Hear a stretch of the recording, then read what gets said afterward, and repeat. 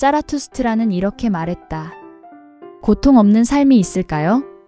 고통이 없다면 우리의 삶은 어떨까요? 고통이 없으면 철학이라는 것도 없을 것입니다.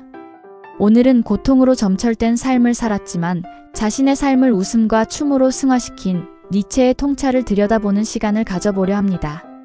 처음 읽을 때는 이게 뭐지? 하면서 읽다가 그의 다이내믹한 문체의 책장을 술술 넘기게 되는데요. 이해가 되는 부분도 있고 안 되는 부분도 있습니다. 그러나 읽다 보면 니체가 말하고 싶었던 것이 무엇인지를 알게 됩니다. 책장을 덮을 때쯤에는 이 책을 읽은 것에 대한 자부심도 생기게 되는데요. 그 기분을 함께 느낄 수 있기를 바라봅니다. 먼저 작가 소개를 하겠습니다. 프리드리히 니체는 19세기 독일의 철학자이자 문학가입니다. 기존의 종교, 도덕, 철학적 전통을 사정없이 부수고 인간 본연의 생명력과 자유를 회복하라고 외친 인물입니다. 그리하여 망치를 든 철학자로 불리기도 했습니다. 그는 1844년 독일 목사 집안의 아들로 태어나 어릴 적부터 음악과 언어에 탁월한 재능을 보였습니다. 집안의 영향으로 신학을 공부하다 신학을 버리고 언어학과 문예학을 전공했습니다.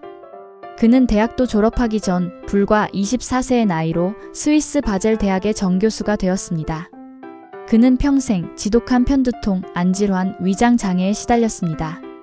건강 악화로 35세의 교수직을 은퇴한 후 이탈리아와 스위스를 떠돌며 철저한 고독 속에서 명작들을 써내려갔습니다. 1889년 이탈리아 토리노의 광장에서 마부가 말을 채찍질하는 것을 보고 말의 목을 껴안고 울다가 쓰러진 후 정신질환에 걸렸습니다. 이후 11년간 정신병원과 가정집에서 돌봄을 받다가 1900년 55세의 나이로 독일 바이마르에서 생을 마감했습니다. 그가 죽은 뒤 그의 사상은 더 큰 영향을 끼치게 됩니다. 마르틴 하이데거, 장폴 사르트르, 알베르 카미, 칼 융 같은 철학자와 심리학자들에게 거대한 영향을 주었습니다. 그럼 먼저 이 작품의 전체적인 전개의 흐름을 살펴보고 넘어가겠습니다. 짜라투스트라는 이렇게 말했다는 짜라투스트라가 진리를 전하러 산에서 내려왔다가 좌절하고 다시 산에 올라가기를 반복하면서 자신만의 진리를 완성해 나가는 여정을 그리고 있습니다.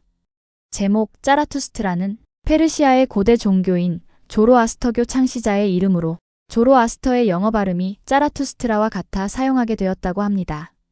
이 책의 전체적인 흐름은 총 4부로 되어 있으며 일부에서는 서설이 포함되어 있습니다.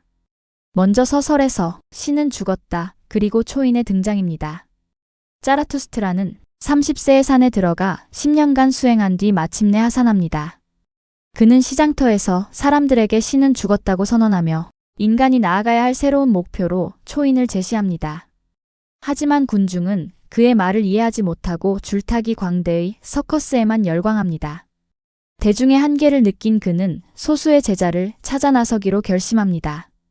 일부에서는 정신의 3단계 변화, 낙타에서 사자, 사자에서 아이로 변화하는 과정을 짜라투스트라는 제자들에게 가르칩니다.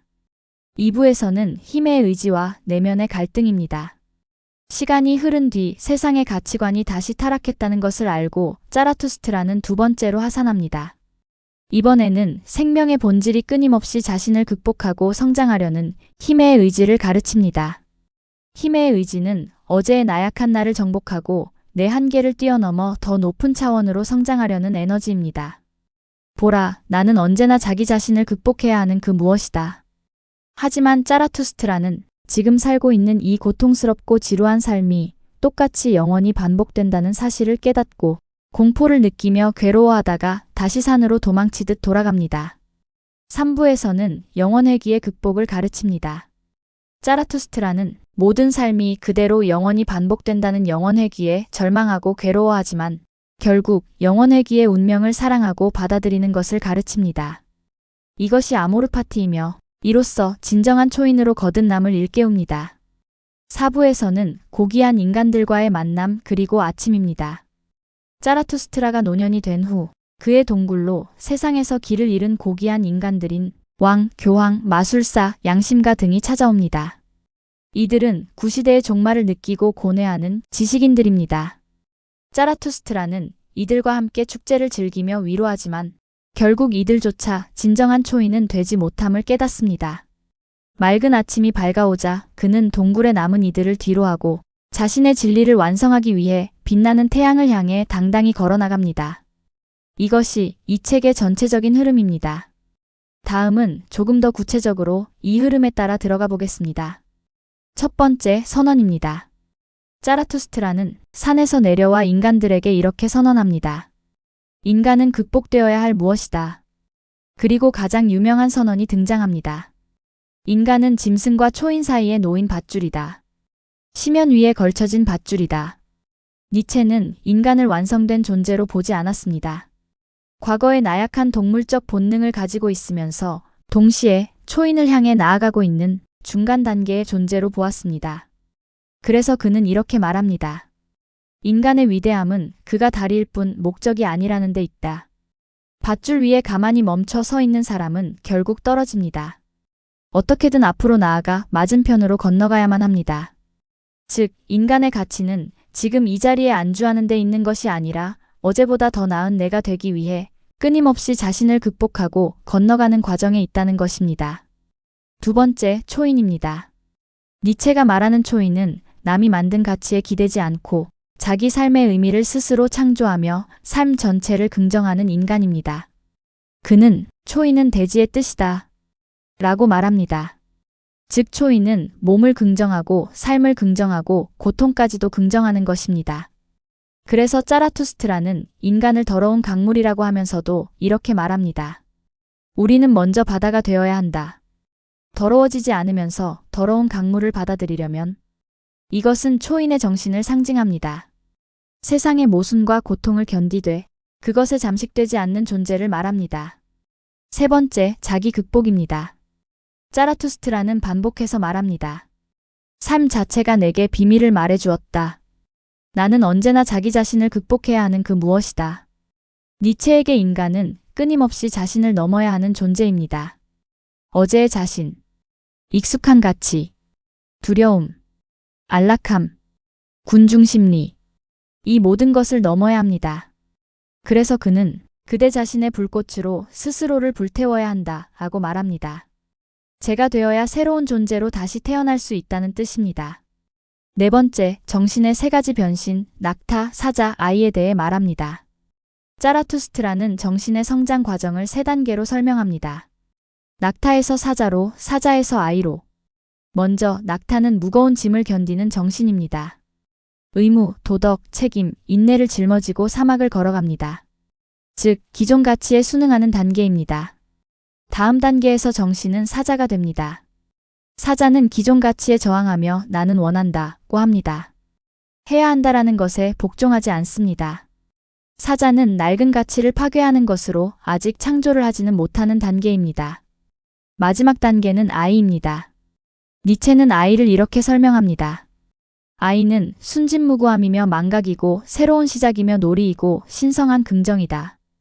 이 단계에서 인간은 비로소 자유롭게 창조하고 삶을 놀이처럼 긍정하며 자기 세계를 만듭니다. 이리하여 낙타에서 사자, 사자에서 아이로 변화하여 초인이 됩니다. 다섯 번째, 마지막 인간입니다. 니체는 마지막 인간에 대해서 이렇게 말합니다. 마지막 인간은 안전만 원하고 편안함만 원하며 창조도 모험도 원하지 않는 존재이며 사랑은 무엇인가, 창조는 무엇인가, 별은 무엇인가 라고 물으며 눈을 깜박인다. 마지막 인간은 고통도 싫고 위험도 싫고 위대함도 싫어합니다. 그저 안락하게 살고 싶어 합니다. 니체가 가장 경계하는 인간의 모습입니다. 여섯 번째, 고독과 벗으로. 창조하는 자는 혼자 걷는다입니다.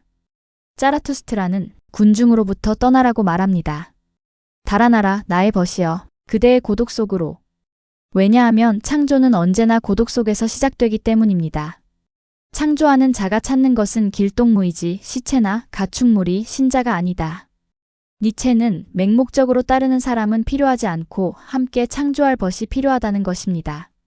그래서 니체는 나는 그대들에게 이웃이 아니라 벗을 가지도록 가르친다. 라고 말합니다. 일곱 번째, 몸의 철학입니다. 니체는 몸을 굉장히 중요하게 봅니다. 건강한 몸은 대지의 의미를 말한다. 그리고 이렇게 말합니다. 그대의 사상과 감정의 배후에는 강력한 명령자가 있으니 그 이름이 자아다. 그것은 그대의 몸속에 살고 있다. 그는 현실을 부정하는 철학을 싫어했습니다. 몸을 억압하는 도덕, 삶을 죄로 보는 종교, 현실보다 저 세계를 중시하는 태도를 비판합니다. 8번째, 삶을 긍정하라입니다. 웃고 춤추고 창조하라. 니체는 웃음과 춤을 매우 중요하게 봅니다.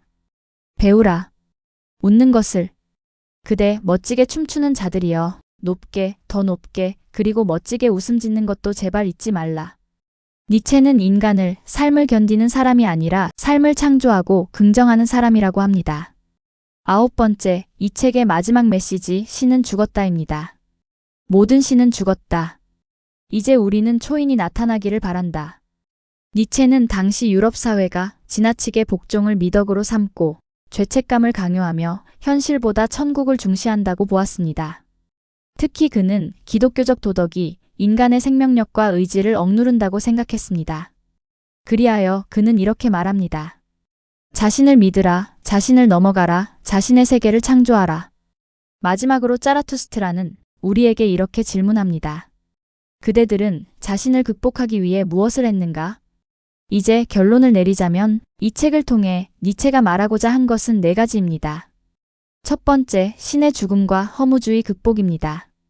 신은 죽었다라는 말은 신이 사라졌다는 뜻이 아니라 인간이 절대적으로 믿던 진리나 도덕, 인간 외부의 구원자는 더 이상 존재하지 않는다는 뜻입니다. 허무주의는 신은 사라졌는데 인간은 아직 스스로 의미를 만들 힘이 없다는 데 있습니다. 즉, 기존 가치는 무너졌지만 새로운 가치는 아직 탄생하지 않은 상태입니다. 니체는 허무주의를 새로운 인간으로 거듭나기 위한 과정으로 보았습니다. 기존 가치가 무너지지 않으면 새로운 가치를 창조할 수 없기 때문입니다. 두 번째, 힘의 의지입니다. 힘의 의지는 남을 억누르고 지배하려는 정치적 욕망이 아닙니다. 한때 나치에서 니체의 이 부분을 오용했다고 합니다. 하지만 니체의 힘의 의지는 내 안의 나약함과 고통을 스스로 통제하고 극복하여 더 높은 차원의 나로 성장하고 확장하려는 뜨거운 생명력의 본능을 뜻합니다. 세 번째, 영원회귀 아모르 파티입니다. 삶이 아무리 고통스럽고 똑같은 비극이 영원히 반복된다 할지라도 도망치거나 원망하지 않고 이 삶을 조건 없이 사랑하고 긍정하겠다는 결단입니다. 네 번째는 위버맨쉬입니다. 위버맨쉬는 스스로 가치를 창조하고 어제보다 더 나은 자기 자신으로 끊임없이 진화하는 자기 극복의 인간형을 뜻합니다. 클로징. 이 책은 일반 철학책과는 달리 시와 음악처럼 음률이 느껴지기도 하고 때로는 한방 맞는 느낌이 들기도 합니다. 또한 이 책은 시, 우화, 패러디가 섞여 있는 독특한 작품입니다. 이 책은 생명력이 넘칩니다. 저는 이 책을 시간차를 두고 3번을 읽었지만 지루함이 없었습니다. 그 정도로 이 책은 삶과 가까이 있는 내용들로 가득하다고 볼 수 있습니다. 어떻게 살아야 할까에 대한 답을 찾고 있다면 이 책을 먼저 읽어보시기를 감히 권해봅니다. 책과 알매 온우주였습니다.